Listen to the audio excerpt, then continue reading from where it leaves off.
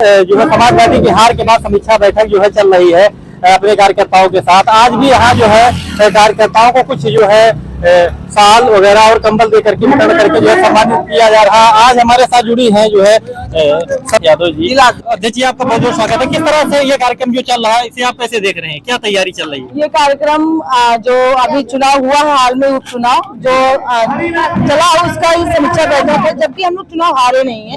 ये आप लोग भी जानते हैं, क्योंकि आप लोग तो पत्रकार है, तो रूट स्तर पर आपने सर्वे भी किया होगा। हम लोग चुनाव नहीं हारे हैं, ये तो प्रशासन ने जानबूझकर हराया है।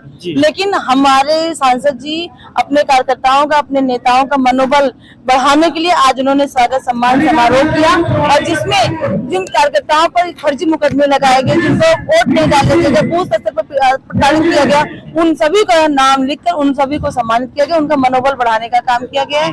और हम लोग ने ये उम्मीद है कि हम लोग निराश नहीं हो, 27 में इसको और मजबूती से चुनाव लड़ेंगे। उन्होंने आपका सारे कई लोगों का, हम देखे वरिष्ठ नेताओं का जो है उन्होंने नाम घोषित किया, आपको जो है नहीं बुलाया, क्या? तो नाम नहीं घोषित किया तो उसमें क्या स्लिप कर गया होगा, टंग ऑफ स्लिप, तो उसमें कोई बड़ा इशू नहीं है। मेरे विचार से कोई इशू नहीं है, वो उनके अपना है, नहीं कर पाए होंगे, उनके दिमाग में नहीं रहा होगा नाम, तो इसलिए नहीं किया।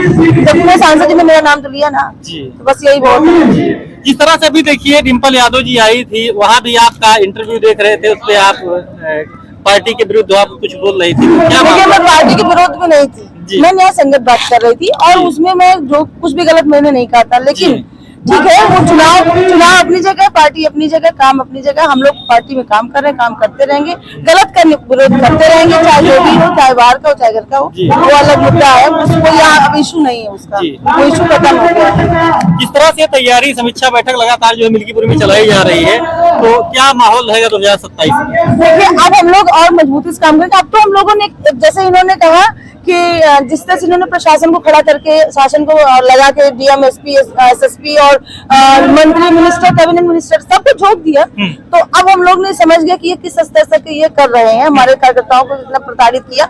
अब हम लोग उससे कई गुना मेहनत करके, और हम लोग उसी स्तर से तैयारी करके चुनाव लड़ेंगे, और उनको उसी लहजे में जवाब देने का भी काम करेंगे।